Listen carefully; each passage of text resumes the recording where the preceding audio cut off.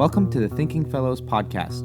I'm the producer, Caleb Keith, and I'm joined by our hosts, Doctors Rod Rosenblatt, Scott Keith, and Adam Francisco. Follow these great minds as they answer pressing questions about theology, history, and apologetics. This show is brought to you by 1517 The Legacy Project, serving to proclaim the gospel to all people, especially those broken by the church.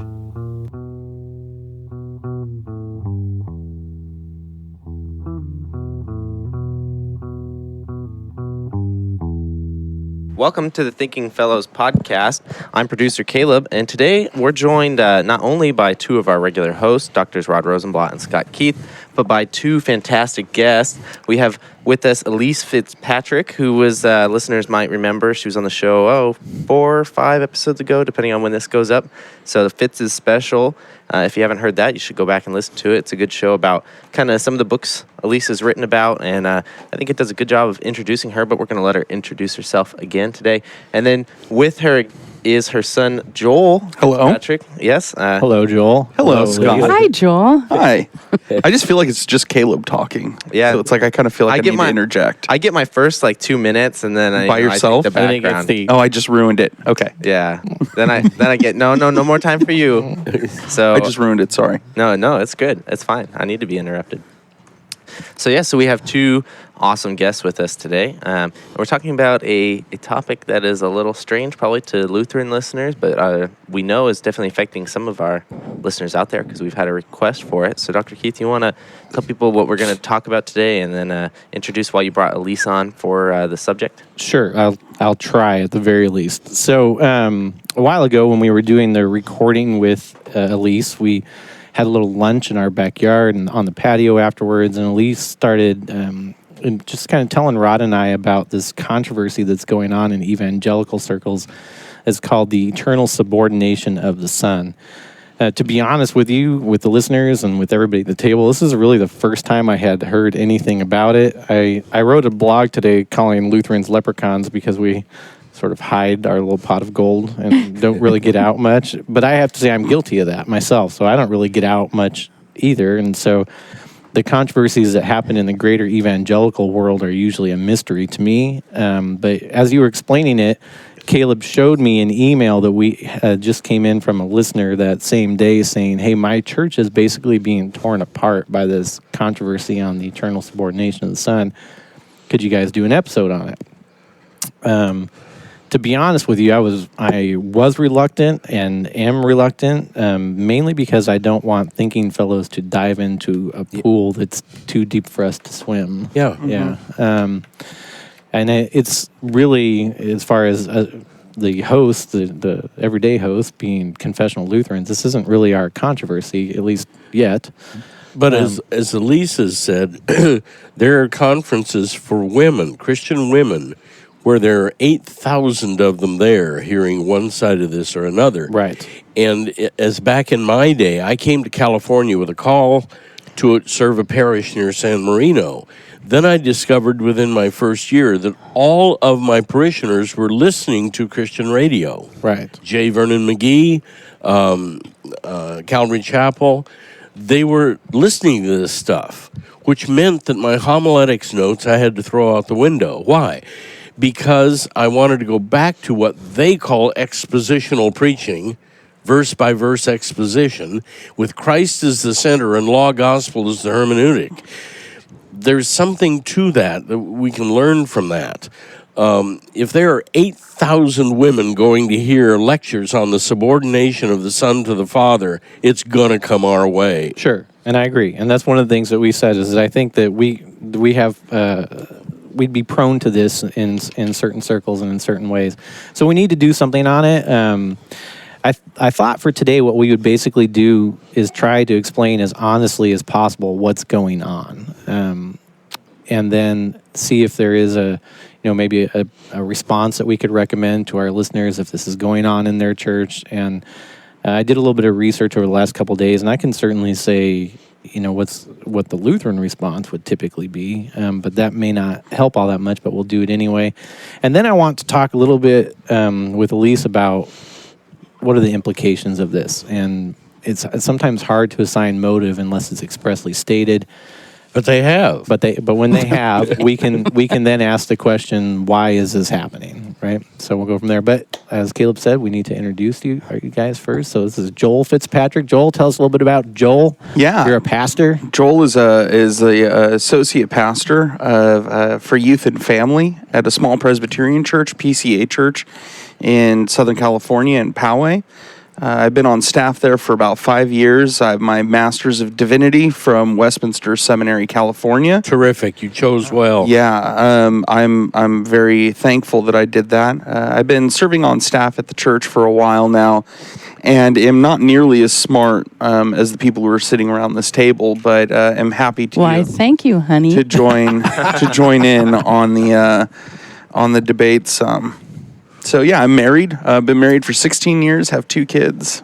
Eowyn. I've met them. They're pretty nice. They are pretty cool. Yeah. And Colin. Yeah. And yeah, that's me. And Good to have you here. Thanks for coming. Good to have you here. Yeah, thanks. And your daughter has probably the greatest name I've ever heard. Yeah, Eowyn. Yes. Eowyn Elyse Fitzpatrick. Yeah. Wow. She's the Nazgul legit. Slayer. Yeah. Yeah, it actually, we were going to name her a different name, but then our former pastor, named their daughter the name we were going to name Eowyn, which was Abigail, 2 months before Eowyn was born. And so at the time I was reading Lord of the Rings and said, why Just not Eowyn? Seemed natural. Yeah. Right? Makes perfect sense. You can't slay a Nazgul. No man can slay a Nazgul. I am no man. Yeah. That's a great line. Exactly. It is. All right, and Elyse. Yeah, so I am the mother of James, Jessica, and Joel, and I have 6 grandkids. I've been married for 40-something years. And Joel is my baby. Oh. And I'm interested in this topic, even though it's way over my pay grade. I am interested in this topic primarily in the ways that it plays out in the lives of women and children. Okay. Fair enough. Right. And I don't know if I'd say it's above your pay grade. I've read several of your books. I think it's probably within your pay grade. Well, yeah, I don't know. There was some words I was reading and I had to look them up. I was telling Rod that, I generally say I'm no slouch on this kind of stuff, especially within the realm of systematic theology. And as I was reading through the explanations from the people that are the biggest promoters of this, it was tough. It's a tough slog. So if even any of our listeners say, hey, what is this eternal subordination stuff? And they look it up on the internet and start reading, I think they should, reader be warned, it's not easy going. Also, they should look up in some sort of source, what is special pleading? What is special pleading? Explain that a little bit, Rod. Well, Socrates objected to the sophists of his day by saying what they do is to make the weaker argument appear as if it were the stronger. And there's a whole history of that, but Socrates is the classic example. Or another one we will use with evangelicals. You have put pre-mill, pre-trib eschatology at the center of the Christian wheel. That is eccentric. You don't have the center. Eschatology is important but not central in the way you're making it central. And if I understand these guys correctly, they're special pleading. What they want is something that will justify their desired relationship between husband and wife. I think, and I agree with you, I think that what they have done, I was going to say willingly or unwillingly, but I think, yeah. Give them the benefit of the doubt. I'll give them the Love benefit of believes the all doubt. things. Yes, is that they have taken the concept of gender roles and made them central Yep. to theology. Yeah.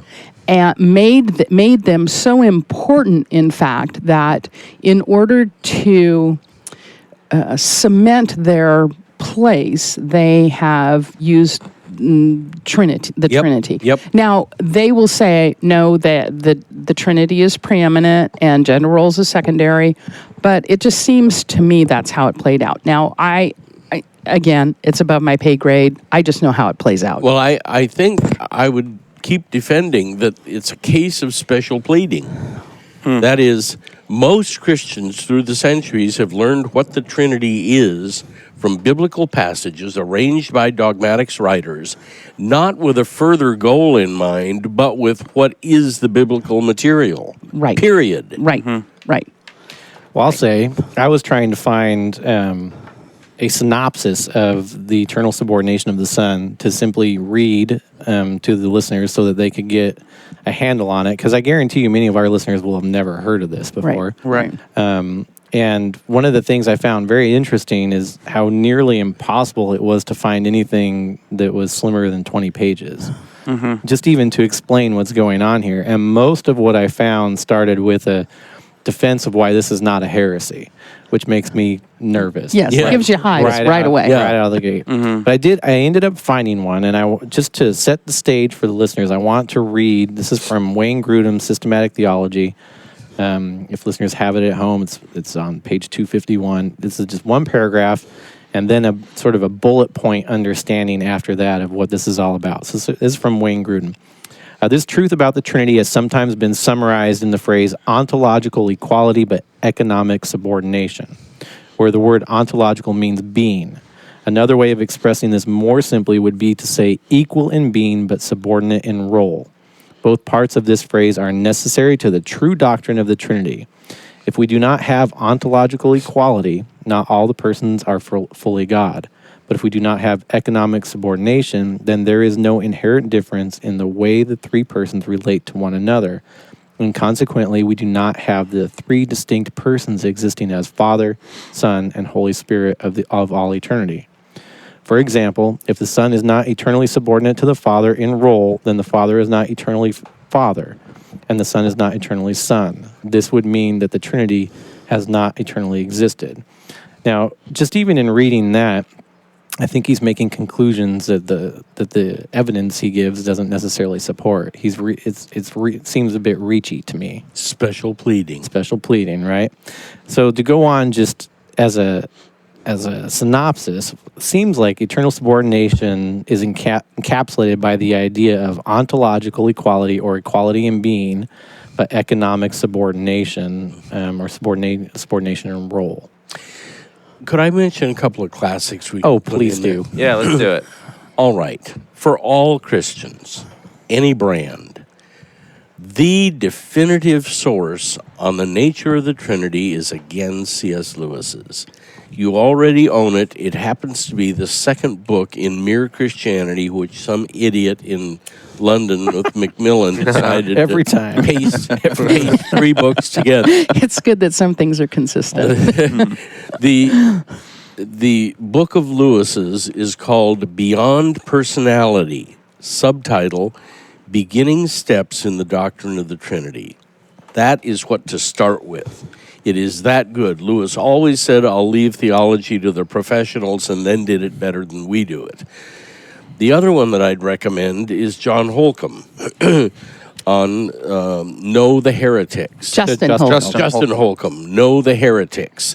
There isn't a chapter on subordinationism, but there's one on Arius, and that's worth looking at. The chapter on Arius and Arianism.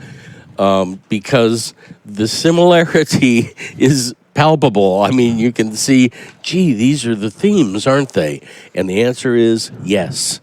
Right. So Justin Holcomb, Know the Heretics.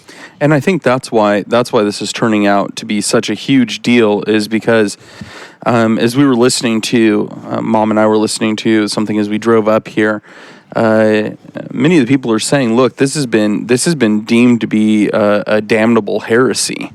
Arianism has from the 3rd century on. You're Fred Joel. Sanders. You're Joel. I'm Bob. Bob. Please define Arianism.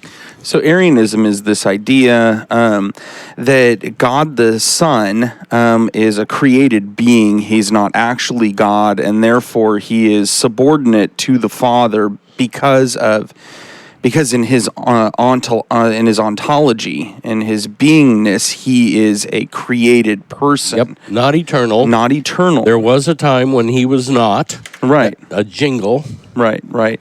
And so what what I think scares most people about this is that the language that's being used, and as far as I understand it, now I haven't read everything written on it, and so I want to qualify what I'm saying here. I'm not a theologian. I just play one on the radio. The problem Welcome here. to the club. Yeah, right. The problem here is that the language that's being used is smacks of Arianism. It smacks of this subordinationism, and it's not even. I think what's so frustrating is it's not even necessary. To get to where they're getting, to where they want to go, they don't even need to do this. That's what I picked up on. My biggest question, if I could sit down and have a beer with, these guys drink beer? If I could have a beer with, they don't, coffee with one of these guys, my question would be, why use this terminology that has such historical baggage attached to it? Right. I mean, subordinationism is classically defined as tritheism, right? That there are three different godheads, and that they're subordinate in ontology and their being. Right. Which is why they go out of their way, it seems like, to deny subordinate ontology or subordinate being here. Right. But it's interesting. When we were prepping for the show last night, I said I pulled out the Lutheran systematics and dogmatic theologies off the shelf. We have kind of two go-tos. One is just called Pieper. The other one's from J.T. Mueller. J.T. Mueller is sort of a compendium of Pieper. So Pieper's larger, 4 volumes. Mueller's smaller. I checked both of them. They basically say the same thing. One, Mueller's very wary of subordinationism and subordination-type language because it lends the idea that there are 3 unequal gods, and again, Arian type language that one wasn't God from all eternity. And so, if readers or if listeners have that and they pull that out, just know that these are kind of polemic. They're polemically written too, so they use very strong language. But I thought what was most interesting is after Mueller was done sort of just railing against subordinationism, he did a positive statement, which I think sums up what would be the Lutheran approach to anything like this at all. And I loved it because it was so based in the scriptures and what we can know and what we can not know from the text and where we stop and where we don't go any further. So here we go. This is what J.T. Mueller says. He says, "Hence, whenever the Father is called first, the Son is second, and the Holy Ghost the third person of the Godhead, this does not denote any subordination or any inequality in respect to time or dignity, but merely indicates the scriptural truth that the Son is from the Father, John 1:14, and the Holy Ghost from the Father and the Son, Matthew 10 and 20, Galatians 4 and 6. Or we may say this order of enumeration shows the divine mode in which the 3 persons subsist in the one Godhead." So he stops, right? Yeah, full stop. Full stop where the language of the scriptures stops.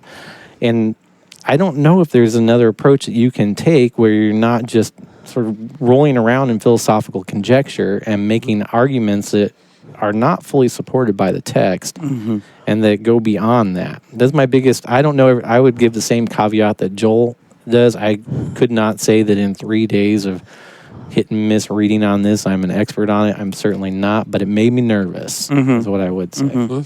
Yeah, I don't know, at least for me, it's strange to read at least what's publicly out there online about it. Like you said, 20 pages.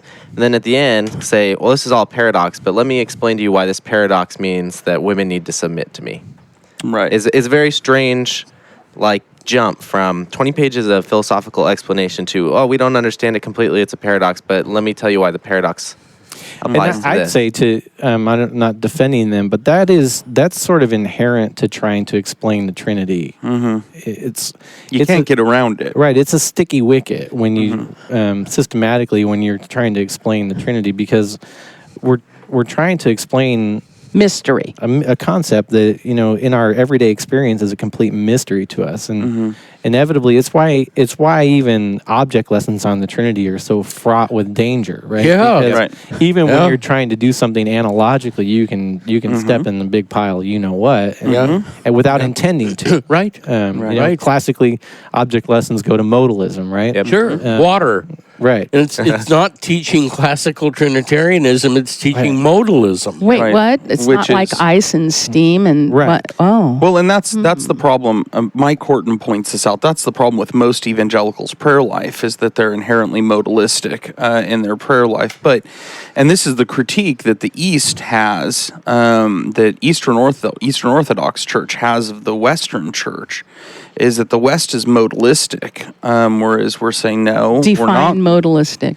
It means that there's one God and he reveals himself in these three modes. But there isn't Chronologically. there isn't three distinct persons in the Trinity. And so this is why I think it's so dangerous to read something about our relationships with one another univocally back into, by that I mean like it applies across the board. Right. Every distinction applies to humanity. Yeah. So when you read the Trinity, the functioning of the Trinity, which we don't understand fully, there is massive amounts of mystery in it. And when you try to take that and then somehow map that univocally across our relationships in marriage, The practical application. Live then it like the becomes a Trinity. mess. Yeah. It becomes an absolute mash. That's funny. You're right. They're not even when what I read the relationship comparison isn't even an analogical one. necessarily. No, it's a direct one-to-one. Yeah, it's be the Trinity in your household. Which Right. is so Exactly. weird. Exactly. So I have one more question before the break. After the break, we'll discuss a lot about how this is playing out in households all over the evangelical world. But has there been a sort of I guess I'd say classical Reformed response to this? I haven't. I'm really trying to stay out of controversies as much as I can. I've got enough people in my church to worry about the controversies that are happening in their lives than to get into this. But I know Scott Clark, who is a professor of history down at Westminster. He's written on this. Carl Truman's written on this. Liam Gallagher, who is the pastor of 10th Presbyterian, kind of the flagship Presbyterian church, PCA church in Philadelphia, has come out very strongly on this. And so...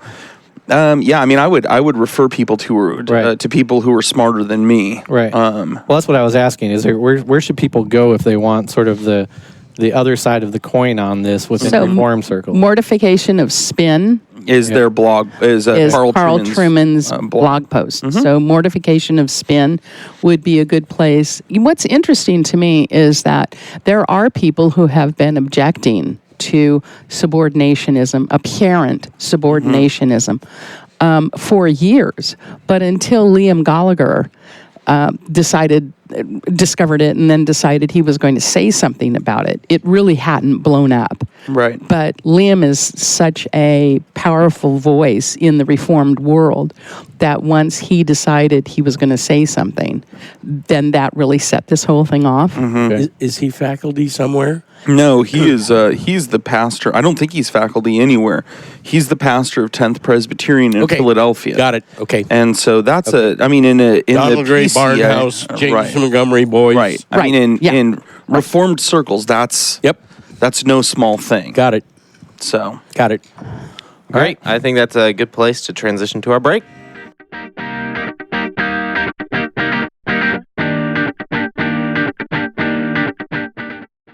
Welcome to our break. As you've heard speaking on the show today, we have two guests, Elyse Fitzpatrick and her son Joel. And Elyse has just published a new book, and I think we'd love for her to talk about it, see why you guys at home need to pick up a copy. So my latest book is entitled Home, How Heaven and the New Earth Satisfy Our Deepest Longings. And it's really a book that came out of significant stripping and difficulty in my own personal life over the last couple of years, sort of continuing on, and I'm not complaining about that. That was I wouldn't complain about it on the air. I mean, it was very good for me. It remains very good for me. God is continuing to strip me of all of the things that I thought I had to have in order to have the kind of life I thought I needed to have. So that's a good thing. But what it did was then push me toward the study of our eternal home. And in the writing of it, I discovered that other people before me had pinpointed this sort of longing feeling that I had of pain and desire and called it homesickness. And so this sort of homesickness that we have for a world where things are as they ought to be. A world where, we don't have discussions about bad theology or how bad theology plays out into people's lives, but rather we have truth, and we get to spend all the time we want to spend in the new earth, on the new earth, with friends in our physical bodies. So part of what the book is about is this sort of concept of homesickness and our desire that when we look around at the world as it is today and we say, this really ought to not be like this, that's really homesickness. And then to help Christians, because at least in my experience, most Christians really have no idea what eternity will be like. If you say to them, what happens to you when you die, what they generally say is, I get to go be with Jesus. And while that is true, they don't really have any understanding at all, generally speaking, about the intermediate state where we are, in fact, disembodied. And then secondly, how God is going to resurrect us back onto this earth, the new earth, and it will be concrete. I think when most Christians think about heaven, what they think is that they're sort of going to have kind of see-through bodies, and they're going to spend a millennia in a church service. Yep. A couple of things I'd like to add in praise of it. First of all, this book, from the first page to the last page, is using Holy Scripture and using it well, not badly. The other thing is it takes up something from the beginning that I've always wondered about. Lewis one time used the argument that hunger proves there's bread somewhere. Yes. And I thought, if that's an argument, it's lost on me, because I will tend to go over to the existential and say, the fact that we're hungry proves that there's no bread anywhere. But he does use that argument, and Elyse is using that in her book in a larger way. That is, your longings are reflecting how things really are underneath the Trinitarian God of the universe. Exactly. This Sehnsucht, this longing, this when will I be in this city that's going to come to be, actually reflects what centuries of Christians have longed for, and it's not false. Right, and thank you for that. That's really very much of what I was trying to do in writing this book, and then to try to give some sort of bones, flesh, if you will, to what the new earth will actually be like. Now, obviously, it's conjecture, but we do have scripture. You label it conjecture. Yes, and, what will it be like? And, again, I want to get away from that Platonic view that the body is bad, and when we go to heaven, we lose our physicality. We just become spirits floating around. I want to get rid of that and instead say, oh, look at this. We're going to be here on this earth. The other day I was walking with my husband down by a park near our house, and the park is filled with oak trees. And I looked on the ground and I found an acorn. And I mean, the acorns for these oak trees are very small. And I thought, now if I looked at that acorn and I thought, what could come out of that acorn? I would say, not much. Okay, so in this analogy, your body's the acorn. Yeah. Who knows what it will grow to be on the new earth? Yeah. Jesus plants us in the ground, and we will grow Yep. with our own DNA Yep. into persons. Who knows But what? it'll be bodily. But it will be bodily, and we will be more us Yeah. than we've ever been. Ghosts don't drink wine at the marriage feast of the Lamb. Right. They don't need to eat from the tree of life Yeah. or drink from the river of life. Yep. Or what would it be like, Rod, for you and I to have as much time as we want, Sure. and as much energy as we want, and actual mental abilities no longer affected by the noetic effect. Yep. Right? What will it be like for us to sit around and talk about how great Jesus is, Yep. or how wonderful that mountain is, Yep. without boredom Yep. at all, without any, I just don't really understand this, but I know we got to move on. So none of that. Yep. Beautiful, wonderful conversation. And then who knows, maybe the Lord will come walking up in his physical body, Yep.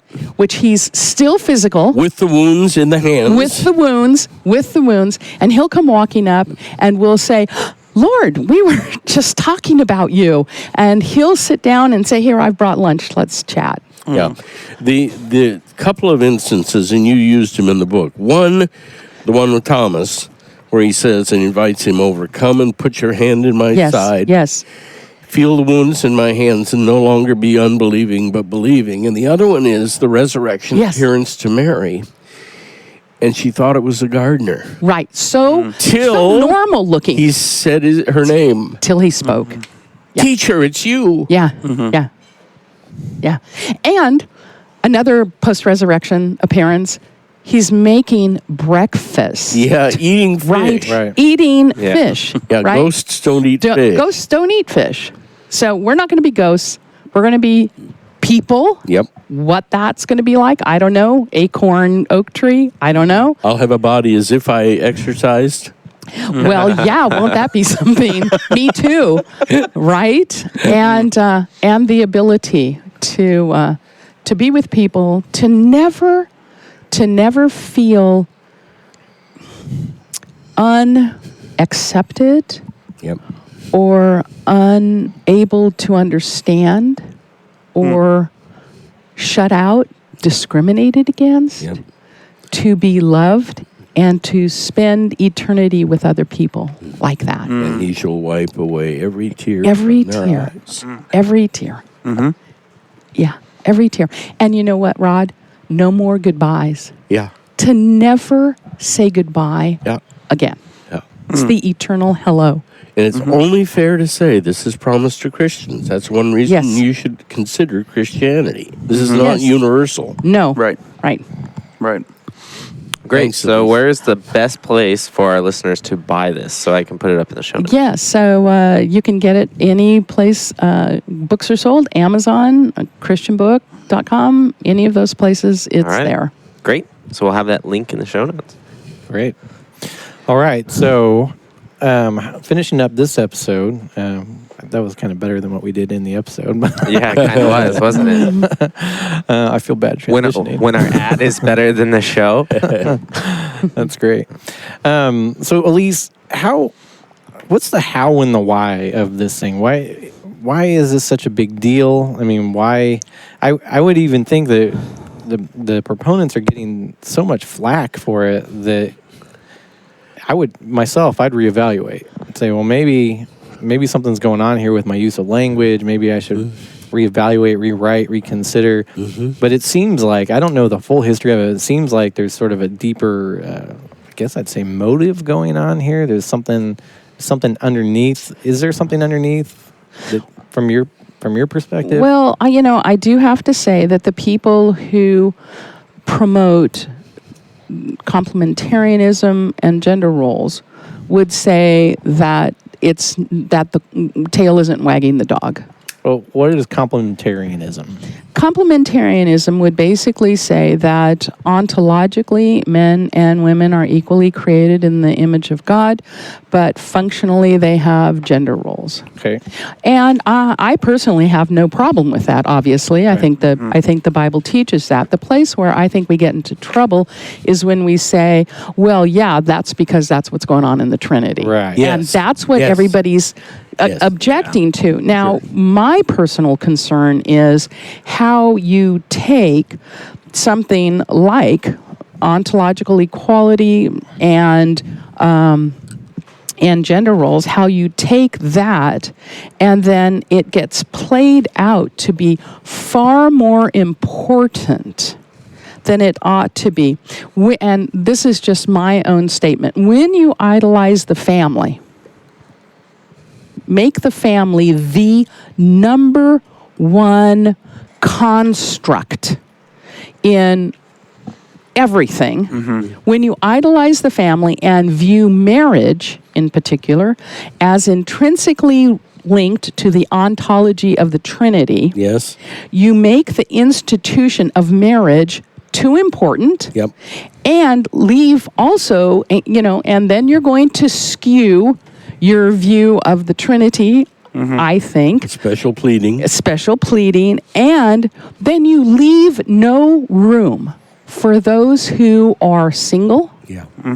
or divorced or widowed, as if you can't be a full functioning Christian human without being in this relationship, because it's all about mirroring Yeah. what's going on in the Trinity. Yep. And That's a great summary. It really is, yeah.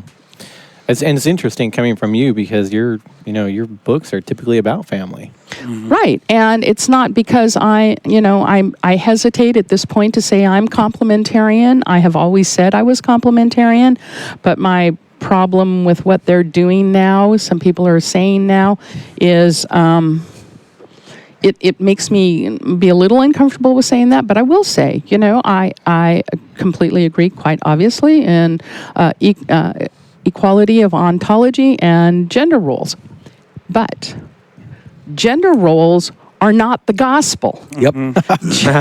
Yep. Gender roles are not the primary issue. Amen. Right. And if you make gender roles the primary issue, then you end up doing things. I'll give you another example. Let's say that we have a young woman in our home who doesn't really want to get married, has no desire to marry, has no desire to have children. She wants to go to college. And she's really gifted to do Right. scientific research. And then she's being told, you're fighting against God's plan for your life as a biblically feminine woman. And not only that, but I've heard this, and I swear to you it's true, that if women are more comfortable just hanging around with other women and, maybe they really like pursuing academics or other jobs and they don't really have a great desire to get married, they are now being told, well, you must be gay. Oh. Yeah, which is just, it's unconscionable that anybody would draw that conclusion from, at that point, if you're going to draw that conclusion, then you'd have to look at Jesus and say, because Jesus hung around with predominantly men who were his disciples, because he was single, then Jesus must have been gay. Or Paul. Or the Apostle Paul. It's beyond the pale. All right. Another one that is again, through field of logic, but worth considering. The ones who always adjusted doctrine to the culture of their day were liberals. Now, that does not mean that anybody who is trying to do that sort of thing is going to be liberal. That's guilt by association. But it's still worth considering that historic Orthodox Christianity didn't say during each century, let's adjust the message to fit the culture of our day. They didn't. They Right. swam against the stream, thank God. Right. Which is exactly what this seems to be. I mean, this is a reaction. Yes. Yes. Even if you read the history of all this, this is a reaction of, I guess, a flow of attitudes in the ETS, I think. Yes. The Evangelical Right. Theological Society. Exactly where it started. Where these men and I guess women theologians that were attending this conference felt as though the flood of feminism was washing over it, and they sort of created another group to countermand that.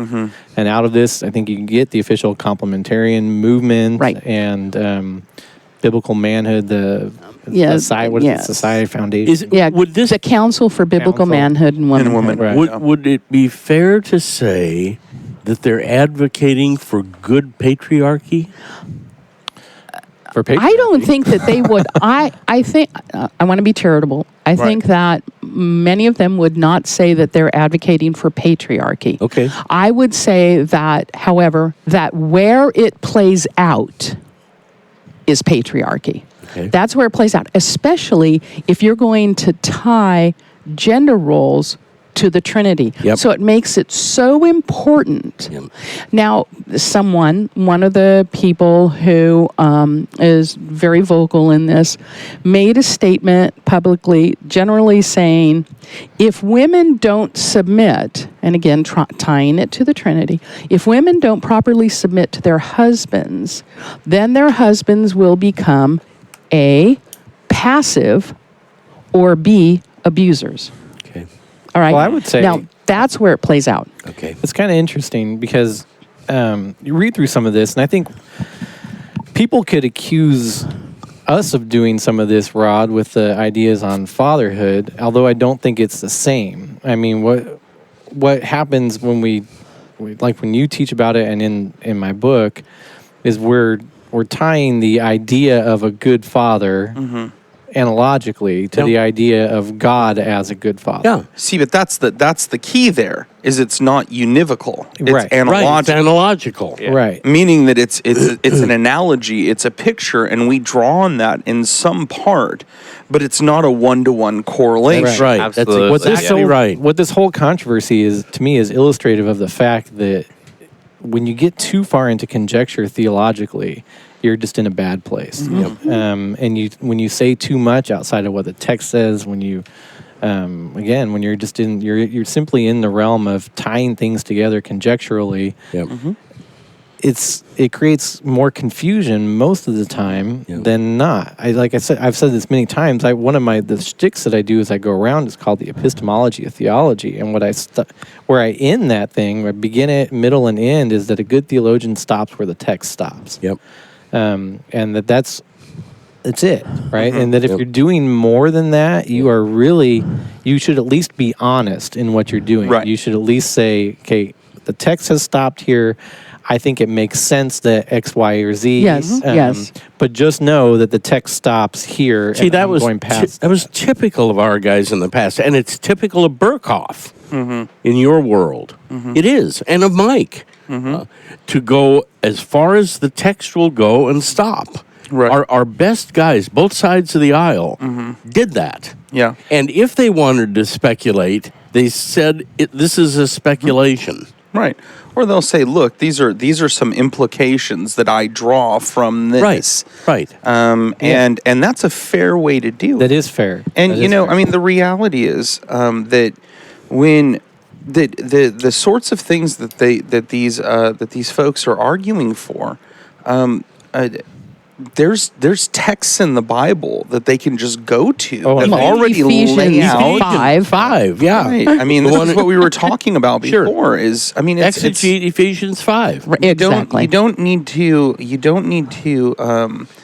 and I really want to be careful, because these are I believe these are Christian men and women. I believe I do that too. they I are think that's trying. apparent when you read their Right. Yes. their materials, that Yeah. they really are. There's no attempt being made here to get outside of creedal Christianity. No, there's no attempt to be Every- outside of Right. orthodoxy. right.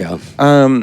And yet, I think that there is a bit of reading, of eisegeting marriage into the Trinity, of Yep. reading reading the roles in marriage into the Trinity, where the Apostle Paul just gives us. Right. You don't need to do it. What you're describing doesn't describe 2,000 years of Christian thought. It's an oddball. Right. You can be in yourself wanting to be supportive of creedal Christianity and do stupid. Right. Yeah. Yeah. You can even. Well, I do it every Sunday. Want to be supportive of a biblical view of man and woman and husband and father, and still go in a really odd direction. Yep. So let me read a couple of quick quotes. How we take something which is quite obvious in Ephesians 5, and then foist it upon the Trinity. So here's one. Man was created as male and female in relationship to display something about the divine relationship that exists in the triune God. See, and I would say, no, hold on a second. Yep. No, wait. You might be right in your conclusion, but the way you got there was weird. Right. Yeah. Here's another one, because if we want to talk about Jesus being subordinate, the Son being subordinate to the Father, then he plays the role of the wife. And this is a statement from a book. Because Christ is definitely the serving, submitting, and helping type. And he doesn't consider this to be a demeaning role. You could even argue, I'm quoting, that Christ is also the cooking, cleaning, baby type. It was his submissive obedience to the Father that cooks up the ingredients of redemption, cleans us up, and produces spiritual babies for the family of God. That's kind of interesting, because if you use the term type, you're in ontological language. Yeah, the other thing is, and we should tell this to our readers, it's in ontology. In our tradition, one of the things you might want to look at is under the heading, the states of Christ. Right. First, the state of glory, and second, the state of his humiliation. Yeah. That's worth looking at as a category. We've done this in the Christology episode. They could even go back to that. Sure. The state of humiliation, the voluntary setting aside of a portion of his divine power, right? Not even the Not attribute. using it as he could have. Using it as he could. Not using it. The use, setting aside the use of that. I mean, and that's... And even when you do some of that, it's accurate. But when you're writing it, or you feel like you're in. I do, at least. You're in this territory where you're trying to say enough, but never trying to say too much. Right. Exactly. Right. And for that, we do have passages, and it's not some sort of thing foreign to the Bible text. In our White Horse Inn interviews, one time Shane went around and asked about imputation and what place it has in your ministry. And they're like, what? Yeah, that's right. What? And I will sometimes say to Christian gatherings, imputation, Bible word or no? What? What? Yeah. Well, I mean, I totally see that as I go around and speak at women's conferences. If I say the word justification, and I ask, how many of you know what that word means? Yes. I mean, they don't. Yep. And in part, the reason that they don't is because they're being mostly taught about gender roles and how to be the right sort of biblically feminine woman, which then plays into biblically masculine men, which then plays into this sort of beat your chest, you're the right thing. That's how that plays out. And what it means is that if I'm not being a biblically feminine woman and my husband beats me, it's my own fault. Because I'm not submitting enough. Submitting properly. Okay, so if I I'm could not just gonna become comment on that. If I could just become more submissive, then he would be able to fulfill his biblically masculine role. I frequently say I don't the whole biblical femininity. I mean, I don't even know what that is. Where does the Bible even talk about it? Does Jesus ever even talk about it? Yeah. I mean, not at all. Yeah. Now, contrary to the Mormon position, one of the most difficult passages in all of the Gospels is then there will be neither marriage. Well, yeah. Yes. If this is ontological, Right. it seems it's going to end. That's one of the hardest passages for married people in love to ever hear. Right. It is. Right. Joy hates it. Yeah. Much means I'm a great husband. But, Yeah. You know. Yeah. I want to go back to the quote that you read, Mom, because about Jesus being this son, and there's wife. the wife, Right. and it just doesn't take into account. It doesn't take into account all of the images that we see of Christ in Scripture. That's the bridegroom. One predominantly is Yeah. the bridegroom. Yeah. Another one is the rider on the great white horse. I mean, there's not. That doesn't sound like to me. This God who's this man who's a woman who's coddling babies. Yeah. I mean, it just doesn't take into it doesn't do justice to the fullness of Christ. Yeah, to the warrior. Deity, The victor. I just Conquering sin, death, and the power of the devil. Right. Yeah. Yep. Okay, we need to wrap up. The one thing I do want to say, just to be fair to the authors that promote this, is that I did run across at one point the Council on Biblical Manhood and Womanhood putting out a statement against spousal abuse of any kind. Yes. Yeah. Yes. And that's what they're very strong on that. Yeah. My perspective is, well, you can be very strong on that, but if you say or imply that if a woman isn't properly submissive, her husband will either be completely apathetic or an abuser. It doesn't really matter what you say your statement is. That's how it's going to play out. Yeah.